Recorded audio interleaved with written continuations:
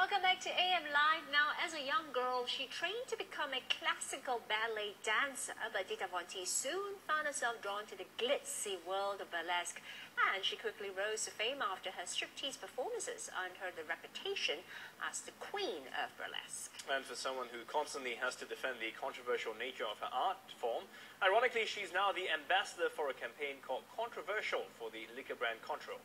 And the alluring star was in our studios recently to tell us how she sees her work, and started by telling us why she made the switch from ballet to burlesque. Well, I think when I was about 16, I was pretty well aware that I was going to be the best I could be at ballet, and I was definitely not going to be a professional. So, I just always felt like I would use what I know however I could, and it's not like I made a switch from being a ballet dancer. I just sort of always, my ballet training was a part of everything that I did, and I still think it's a great basis for burlesque. It's really the best kind of training you can have to be a burlesque dancer. And a lot of ballet dancers go to the Crazy Horse in Paris or to Vegas to be showgirls. Most of those kinds of dancers that are about presenting beauty and femininity are ballet dancers. But how did you know this was the switch you wanted to make? Did you see someone doing it and thought, hey? No, at the time when I started performing burlesque, there wasn't really a burlesque revival. I started about 20 years ago. So I was working in the LA nightclub scene as a dancer and creating performance art pieces. Then I worked in a strip club for a little while, and that's really where I wanted to know more about the history of striptease. When I walked into the strip club and I thought, this is such a strange thing. Where does it come from? And that's how I discovered burlesque. And I was already dressing in vintage style, and so I kind of fell into it. I was, dressing retro, and then I am in a strip club, and then I went, wow, there was this whole thing called burlesque that was popular in America in the 30s and 40s. So I guess you were kind of a key to its revival in that sense. But how did your family react? What did your parents think? Well, I had a lot of, I was always very independent. I had a job from the time I was 15 and credit cards. I've always been really responsible, and I don't come from a family with money or anything like that, so it's not like they couldn't really, what are they going to do? I'm 18 years old. I'm paying my own bills. They're not supporting me that way, so it's sort of like there wasn't really a lot that they could say to me, and my family always saw what I was doing, really, and understood, that we had an understanding. What about the understanding from the people outside? I mean, did you find it at times difficult the way people would view the art of what you're doing? Because it wasn't until much later that it was appreciated as a dance art form. Before, it was more seen as, I don't know, what you're doing could be seen as just something simply sexual. Yeah, that's one great thing that I think about my longevity is I've definitely watched the way the burlesque revival unfolded and how people's perceptions of striptease and what I do have changed. And to be honest, even when back those years when people just called me a stripper, and people still do, I was never offended by it, because I just thought, my show speaks for itself. No one that's ever seen my show has said that it was offensive.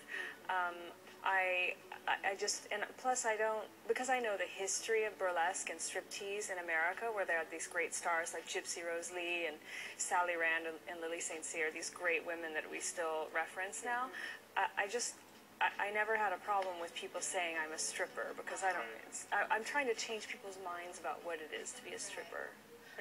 I mean, on that point, I think, many people who've watched your show would agree with you. There is some form of art in what you're doing. But what do you think is key to defining that line? Because it's a very blur line. You could do something, it looks like art, and it's a legitimate dance form. And you could do something and just simply striptease. Yeah, well, what it all comes down to, and no one can really judge art and decide what it is. No one can judge what is pornography even. It's like everyone has a different view of what they think is beautiful, what they think is sexy, what they think is is okay, and we have a right to choose that, and I think people have a right to say whatever they want to say about what I do, but, you know, I like to say that famous quote that says, what people think of me is not my business.